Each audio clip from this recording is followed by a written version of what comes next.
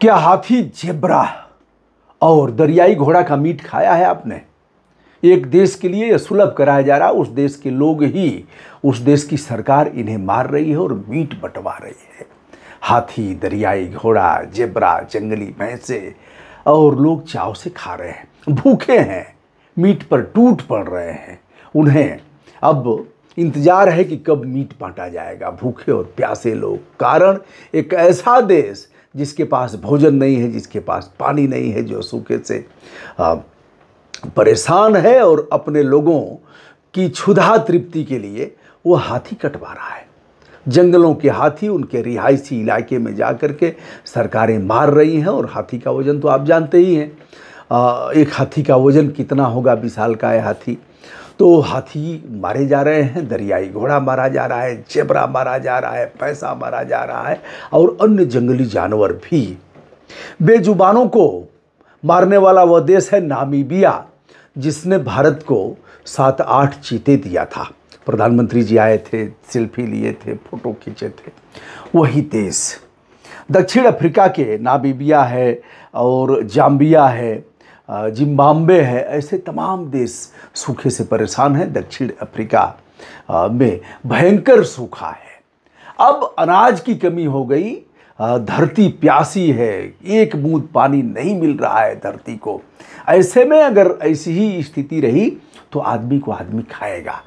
क्षुधा पीर सही सकहि न जोगी, ऐसा कहा गया है कि योगी ऋषि मुनि भी पेट की आग को शांत करने के लिए वो सब कुछ करेंगे जो जायज़ नाजायज़ की परिधि में आता है।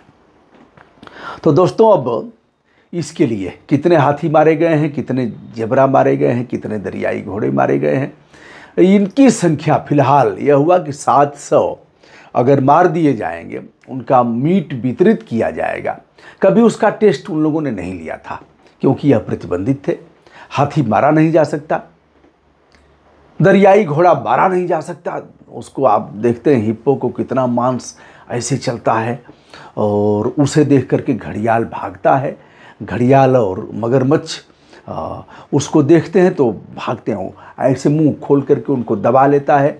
अन्य जानवरों की रक्षा भी करता है इनसे। पानी में कहते हैं कि जल में रह के मगर से बैर, लेकिन मगर पर भी भारी पड़ता है दरियाई घोड़ा। तो दोस्तों, अब दरियाई घोड़ा मारा जा रहा है। अगर अभी तक देखें तो 33 हाथी नामीबिया में मार दिए गए हैं, 30 हिप्पो मारे गए हैं, 60 जंगली भैंसे मारे गए हैं। इसी प्रकार जेब्रा पर सबसे अधिक संकट है। जेब्रा को आप देखे ही हैं, बताने की ज़रूरत नहीं है।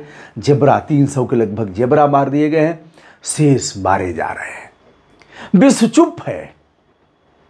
तमाम जीव जंतुओं के संरक्षण के लिए काम करने वाली संस्थाएं चिल्ला रही हैं, लेकिन उनकी आवाज़ न कारखाने में तूती की आवाज़ की तरह बन करके रह गई है।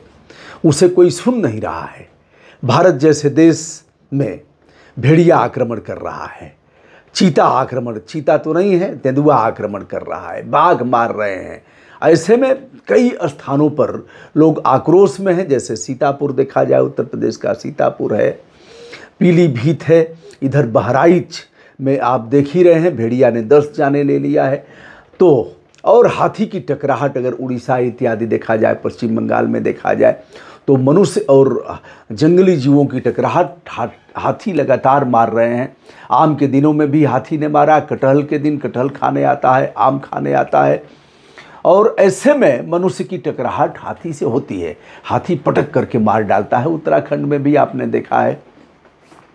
तो कोई देश ऐसा नहीं है कि 14 लाख आबादी वाले इस देश की भूख शांत करे और इन देशों में जो जंगली जानवर मारे जा रहे हैं उस पर रोक लगाए।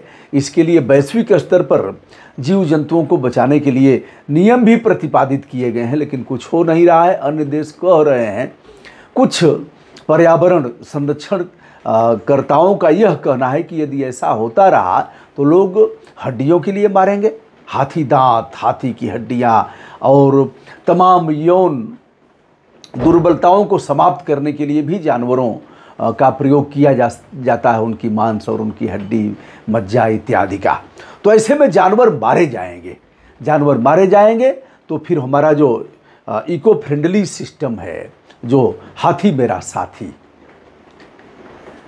उस फिल्म को आपने देखा होगा। क्या होगा, हाथी मानव सभ्यता के साथ ही हाथी की उत्पत्ति हुई थी। हाथी इंसान का शुभ चिंतक है, बहुत विवेकशील जानवर है, लेकिन जब उसके घर में हम घुसेंगे तो उसे गुस्सा आएगा ही। जब उसके सिर पर हम ढोल मजीरा और डीजे बजाएंगे तो उसका गुस्सा आएगा ही। तमाम बाबाओं के जो जुलूस निकल रहे थे, जुलूस को क्या बोलेंगे आप बताइएगा, जब इनकी शोभा यात्रा, जुलूस कहेंगे साहब, बाबाओं का जुलूस निकलता है, आप यही सब पढ़ लिख करके उल्टा सीधा बोल रहे हैं, हिंदू तो हो ही नहीं सकते, सनातन घोर विरोधी है यार।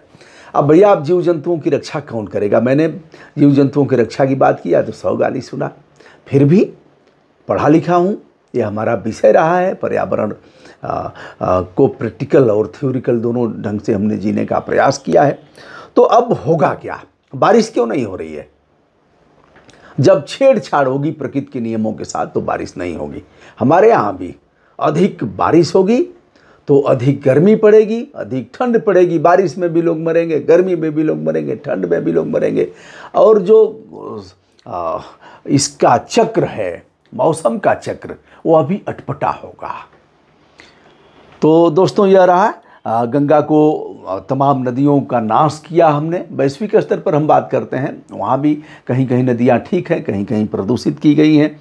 और इस विकास की अंधी दौड़ में हम कोयला अधिक जलाएंगे, बिजली बनाएंगे, विकास के काम करेंगे और पर्यावरण के नियमों पर ध्यान नहीं देंगे। पॉलीथीन का प्रयोग करेंगे, समुद्र से लेकर के नदियों के तह में पॉलीथीन का कचरा पूरी तौर पर हम डाल देंगे। प्लास्टिक और इसके कचरे से हम दुनिया को तबाह करेंगे तो दंड कौन भोगेगा? वहाँ की सरकार का यह कहना है कि मनुष्य भी भूखा है, जानवर भी भूखा है।